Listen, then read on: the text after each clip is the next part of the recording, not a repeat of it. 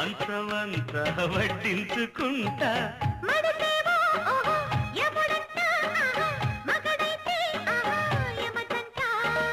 కదిలిస్తే అబ్బో కథలంట వదిలేస్తే అదే ఒక తంట నగబెట్టి పసపిట్ట నన్ను ఎడబడ కవించకే అంజనీ పుత్రుడా